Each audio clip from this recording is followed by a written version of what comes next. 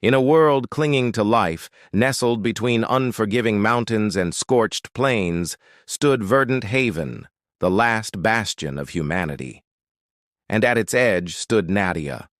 Her hands, which had mended countless broken bones and healed the deepest wounds, now trembled as they clutched a small vial. Inside, an iridescent liquid swirled, a potent poison, distilled from rare moonflowers found only in the darkest caverns beneath their home.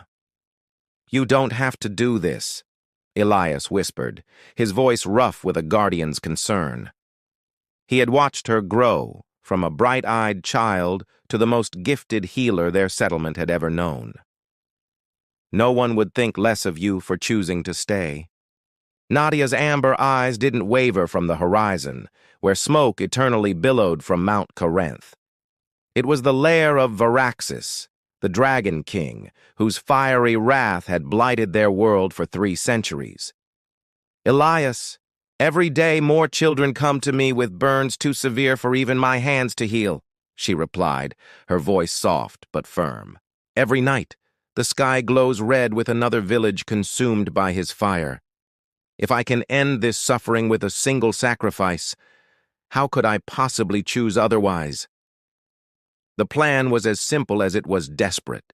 She would journey to the dragon's lair under a banner of peace, offering her skills as a healer for the injuries he was rumored to have sustained. The elders believed he might accept. After all, dragons, for all their fury, were said to respect healers, regardless of their species. Once she gained his trust, she would administer the poison, disguised as a remedy to ease his pain, but designed to end his life, and with it, his reign of destruction. As dawn painted the sky in hues of hope and sorrow, Nadia shared one final embrace with those she loved. Her mother, her face a mask of grief and pride, pressed a small object into her palm. It was a pendant carved from olive wood, its surface smooth and warm against her skin. "For courage," her mother whispered, her voice breaking on the single word. With that, Nadia turned her back on everything she had ever known and began her long walk toward the dragon's mountain. The journey stretched for 7 grueling days across a landscape scarred beyond recognition by dragonfire. Ancient forests were reduced to skeletal remains, their blackened branches clawing at a smoke-stained sky. The streams, once clear and full of life, now ran murky with ash. Beneath her feet, the ground didn't crunch with autumn leaves, but with the calcified remains of creatures that hadn't been fast enough to escape the inferno. It was a world bleached of color, a graveyard stretching as far as the eye could see. On the 3rd day, she stumbled upon a small group of survivors huddled in the shadow of a rock outcropping. They were from a village that had been razed just the night before. Their eyes were hollow, vacant voids reflecting the horrors they had witnessed.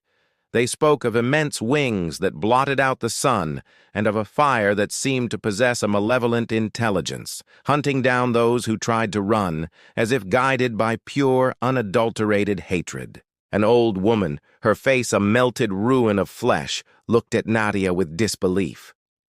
"Why would you go to him?" she rasped, her voice a dry whisper.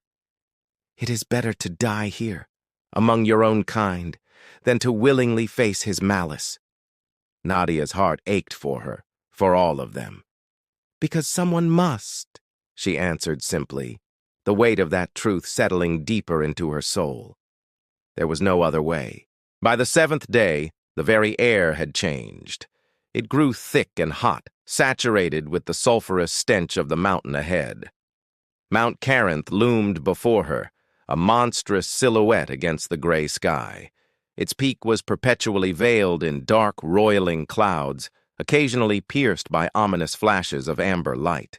The mountain's flanks were utterly barren, its stones blackened and polished smooth by centuries of dragonfire. No plant, no insect, no sign of life could survive here. At the base of the mountain, a massive fissure gaped open like a wound in the earth, the entrance to Varaxis's domain. Heat billowed out in shimmering waves, a furnace breath that promised only annihilation. Nadia paused, her heart hammering against her ribs. She carefully unwrapped the vial, checking that it was secure in the hidden pocket of her healer's robe. The elders had promised her the poison was painless, a mercy the Dragon King had never once shown his countless victims. She took a long, steadying breath, the hot air scorching her lungs. The olive wood pendant pressed against her chest, a small, warm anchor in a world of fire and fear. She was ready. This was not for glory or for vengeance, but for survival, for a future her people might not otherwise have. For those who have fallen, she whispered to the desolate wind, and for those who remain. With those words as her final prayer, Nadia stepped into the scorching breath of the mountain and began her descent into the Dragon King's lair. Thank you so much for joining me on the first part of this epic journey. What do you think will happen to Nadia in the heart of the mountain? Let me know your theories in the comments below. If you're as captivated as I am, be sure to hit that like button and subscribe so you do not miss the next chapter of this story. Your support means the world. See you next time. The heat was a physical thing, a crushing weight with every step I took deeper into the mountain. Sweat clung to my clothes, and the air was so thick with volcanic fumes I had to breathe through a damp cloth pressed to my mouth. After what felt like an eternity, the narrow tunnel finally gave way, opening into a cavern so vast its ceiling was lost in shadows, a stark contrast to the angry amber glow of molten stone that pooled on the floor. I expected a roar, a burst of flame, the immediate and violent end my village had prepared me for. But there was only silence, broken by the occasional hiss of steam. As my eyes adjusted to the dim, hellish light, I saw him. Sprawled across a raised platform of black obsidian, an enormous shape lay unnervingly still. Varaxis, the Dragon King, terror of the burning skies, the monster from our oldest, most frightening tales. But he wasn't the lustrous crimson terror from the ancient texts. His scales were dull, like dying embers, flaking away in places. One of his massive wings was stretched out awkwardly, the leathery membrane torn and ragged. The other was tucked tightly against his side, bent at an angle that screamed of broken bones. There was no hoard of gold, no mountain of plundered treasures. Instead, the floor around him was littered with strange, crystallized formations. They caught the faint light, shimmering like captured starlight. It took me a moment to understand. Tears. They were dragon tears, solidified by their own incredible heat. I crept closer, my every nerve screaming.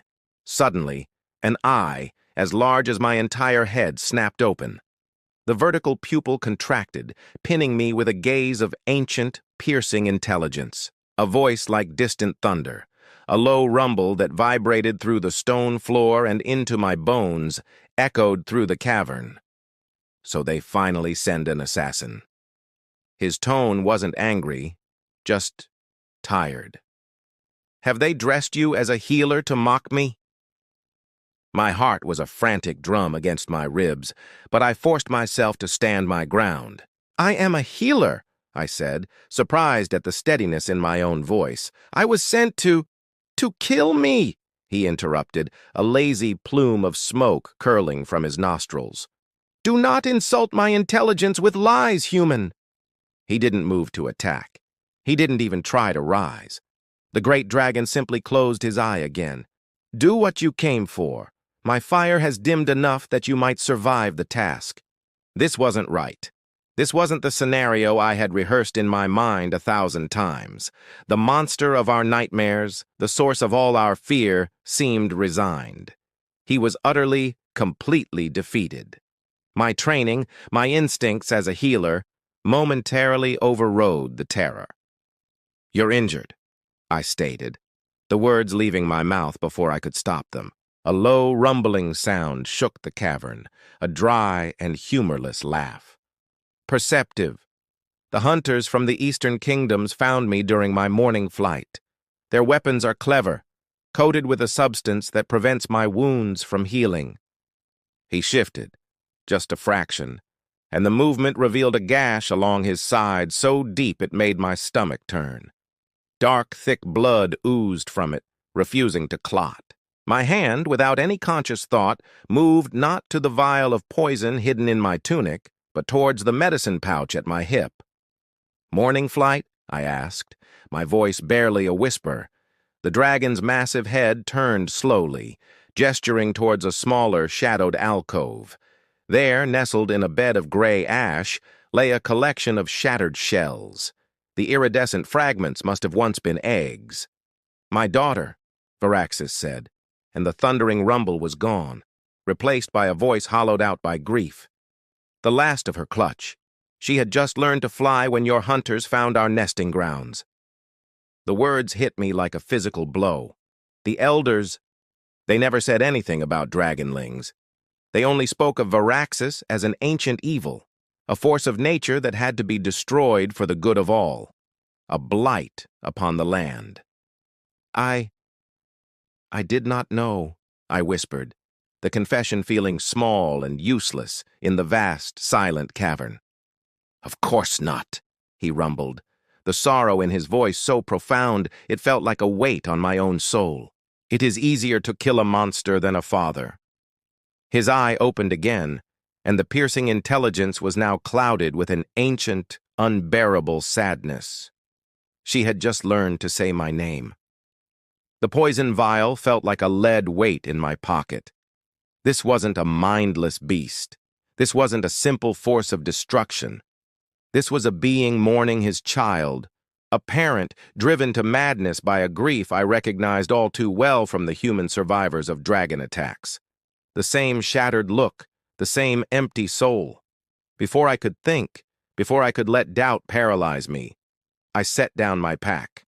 My hands moved with a purpose I didn't know I had, pulling out bandages, salves, and cleansing herbs. Varaxis watched me, a low growl starting in his chest. "What are you doing?"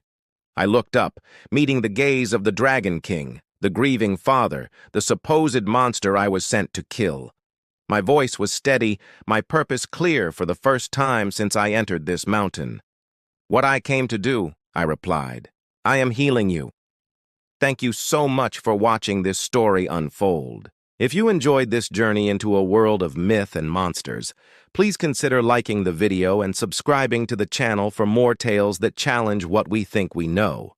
We'll see you in the next one. Deep within the mountain's heart, days melted into nights. Time was a forgotten concept, marked only by the soft, rhythmic glow of the molten pools. I worked without rest, tending to Varaxis's wounds. I used the rare herbs ID carried with me and even discovered new remedies among the mineral deposits lining the cavern walls. At first, the Dragon King watched my every move with suspicion. He was utterly convinced that my healing was just a slow, elaborate way of poisoning him. But as the days passed, something changed. The angry red of his wounds began to fade, the infection receded, and a flicker of his old strength returned. His hostility slowly gave way to a guarded curiosity. On the 5th day, as I carefully redressed a deep gash along his flank that was finally starting to knit together, he spoke. His voice was a low rumble, like stones grinding together. "Why?" he asked. "Why heal what you were sent to destroy?" I didn't answer right away, focusing on my work. After a few moments, I met his gaze, my own small and human against his vast golden eyes. "I took an oath to heal suffering, not to cause it." I paused, letting the words hang in the warm air. "And I believe there has been enough pain on both sides of this war." Varaxis snorted, a tiny flame dancing between his teeth. "Pretty words. Your kind has taken everything from me. My mate died centuries ago, defending our territory from your people. Now my daughter—" His voice broke, and his massive body trembled with a grief so profound it shook the very ground beneath me. He couldn't finish the sentence. "And you've taken villages, families, children from us," I countered, my voice quiet but firm. "The cycle never ends. It just keeps turning, crushing everything in its path." That night, Sleep was a restless, fleeting thing. I was curled up near one of the warmer pools when a strange sound woke me. Blinking in the dim, pulsing light, I saw that the enormous dragon was gone. In his place, near the alcove of broken eggshells, stood a tall, humanoid figure. He was still unmistakably draconic. His skin was covered in fine scales that shimmered like obsidian. His features were elongated and sharp, and his amber eyes held the same vertical pupils. But this was Varaxis in a form I'd only read about in ancient, dusty texts. The humanoid shape that elder dragons could assume. In this form, his wounds were different. They were a dark, intricate network of lines across his torso. He held one arm protectively against his chest. Without the overwhelming scale of his dragon body, he seemed almost vulnerable. His grief felt less like a force of nature and more recognizably, painfully human. He turned, startled to see me awake. "This form. It consumes less energy when I am healing," he explained, his voice stiff, as if he were embarrassed to be caught in this state. I rose and approached him slowly, my bare feet silent on the stone. "May I check your wounds in this form as well? The treatment might need adjusting." He hesitated for a long moment, then gave a short, jerky nod. I gently began my examination. His skin was warm beneath my fingers, the scales unexpectedly smooth and soft to the touch. Working in the quiet of the cavern, I found myself noticing the elegant, sharp lines of his face, the intelligent depth in his eyes that seemed even more pronounced now. "Your touch," he said suddenly, his voice lower, less of a thunderous roar and more of a deep baritone. "It carries something beyond mere medicine." I nodded, not looking up from my work. "My healing gift. It's rare among my people. I can channel my own energy into injuries to accelerate the healing process." "Magic," he clarified, his tone one of realization. "Human magic. I thought your kind had forgotten such arts." "Not forgotten," I replied softly. "Just hidden. Those with gifts like mine are often feared." A flicker of understanding passed over his features, and his expression softened almost imperceptibly. "Something else our kinds have in common, then." In the days that followed, Varaxis remained more and more in his humanoid form. We began to talk. It was halting at first, like two strangers trying to find a common language. But soon the words flowed with a growing ease. He shared stories of ancient times, of an uneasy peace that once existed between dragons and humans, a world before the endless cycles of vengeance. I told him about Verdant Haven, about the survivors of the dragon fire, and how they had managed to build something beautiful and new from the ashes of a scorched world. I spoke of our resilience, our hope, our determination to live. One evening we shared a meal. I had roasted fish I'd caught in an underground stream, and he ate his raw. As we sat by the fire, our hands brushed against each other as we both reached for the water flask. It was a simple, accidental touch, but neither of us pulled away immediately. In that small moment of contact, a bridge seemed to form, spanning the vast chasm of hatred and history that separated our two worlds. He looked at me, his amber eyes seeming to glow in the firelight.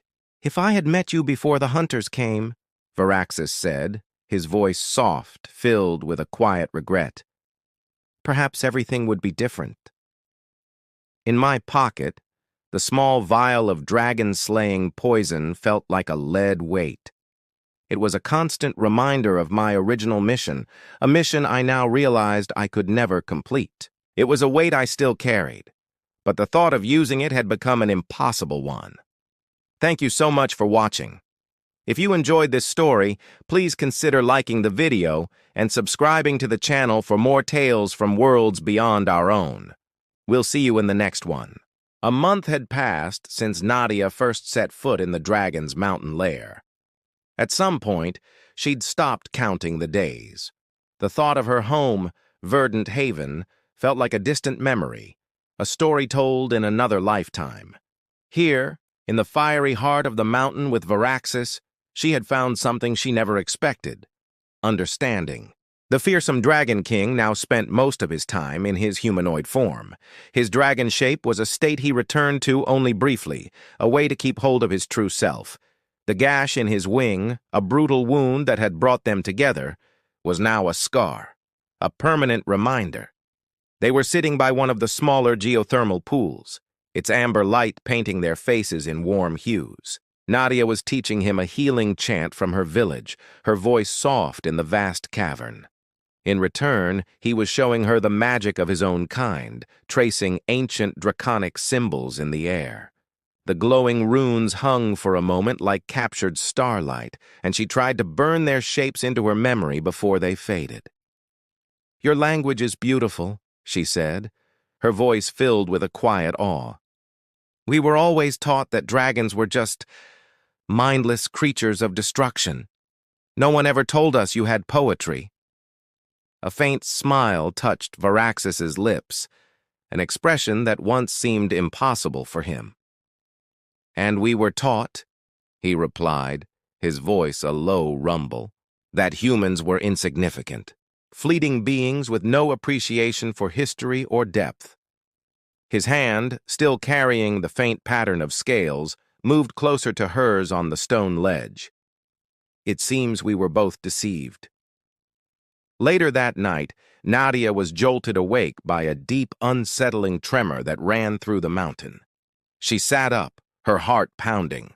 Varaxis was standing at the cavern's entrance, a silhouette against the distant, fiery glow of magma. He looked troubled. "What's wrong?" she asked, getting up and walking towards him.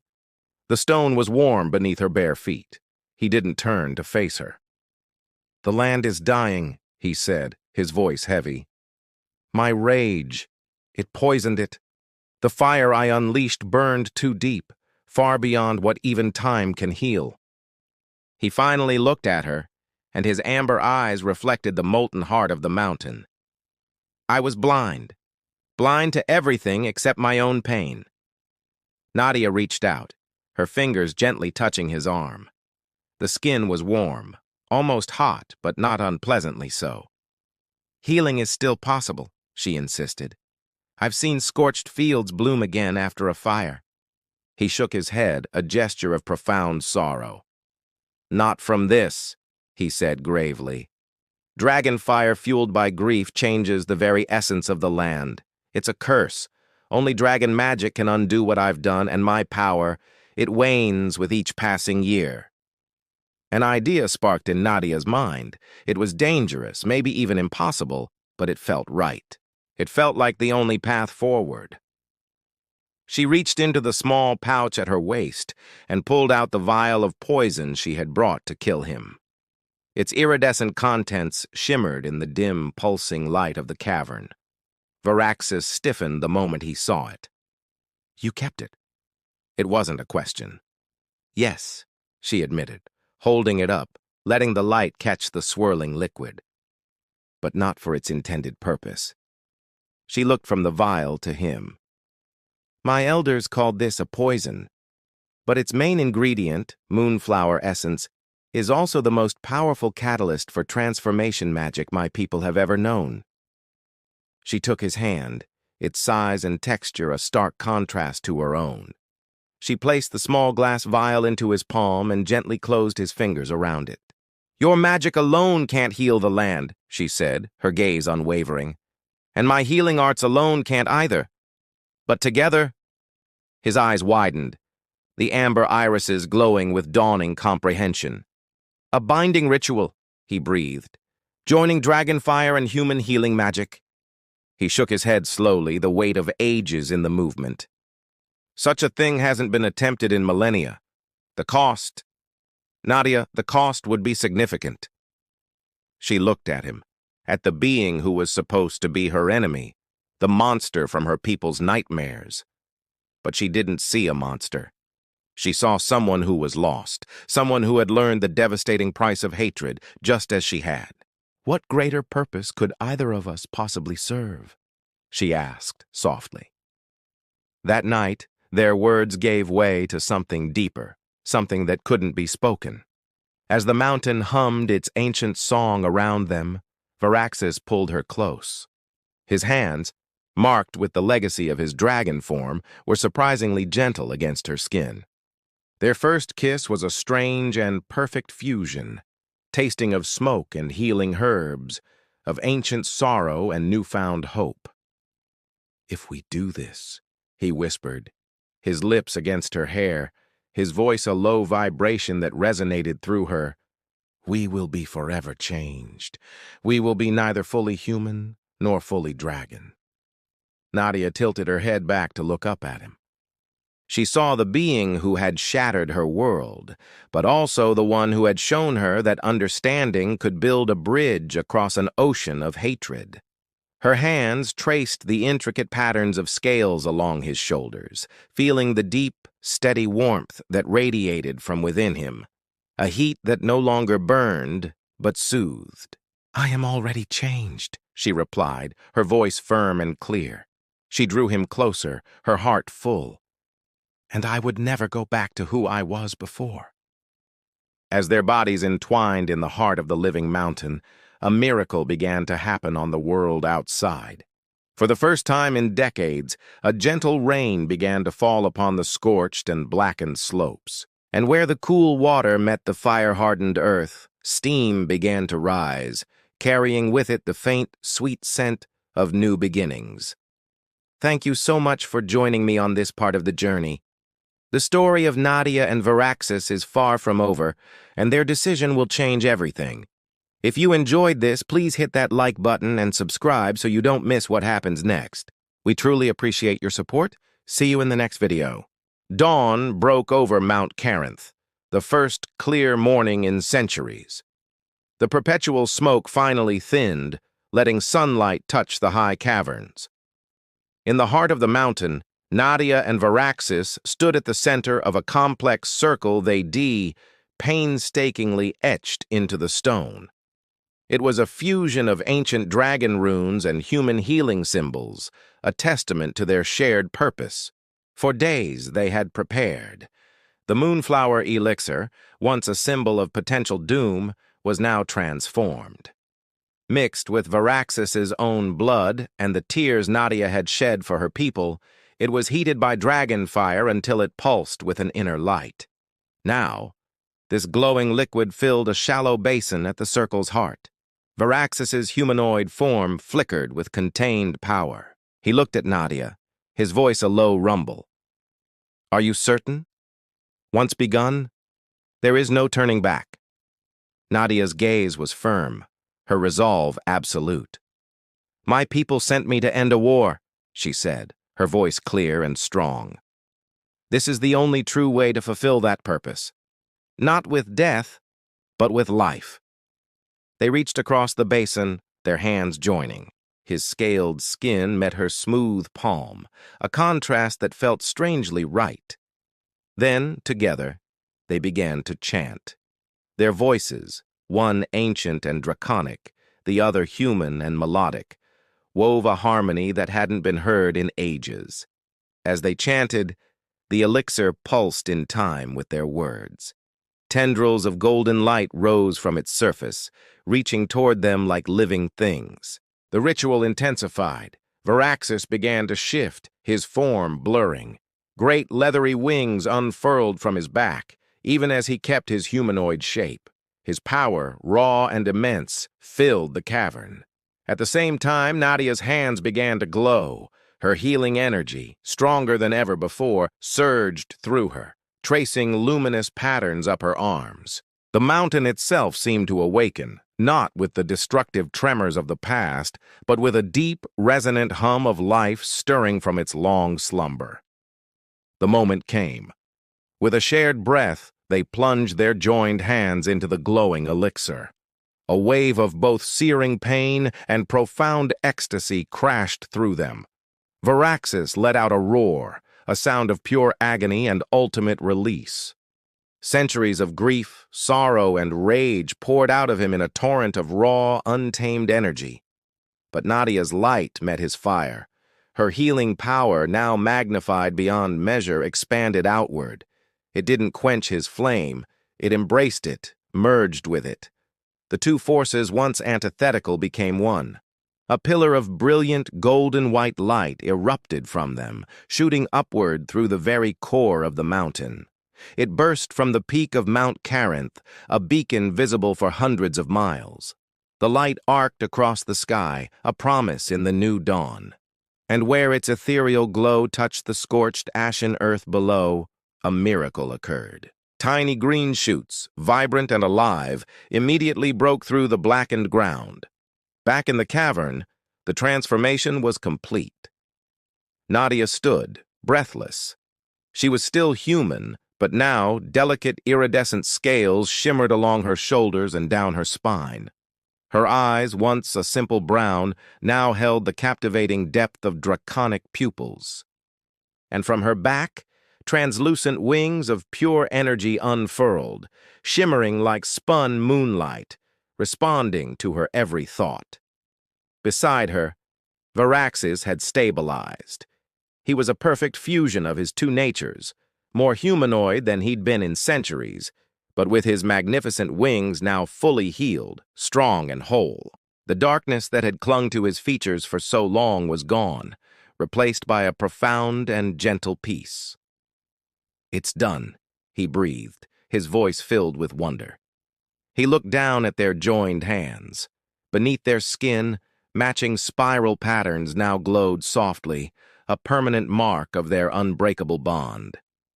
Together they ascended, rising from the heart of the mountain to its peak. They stepped out into the morning light and looked down upon the world.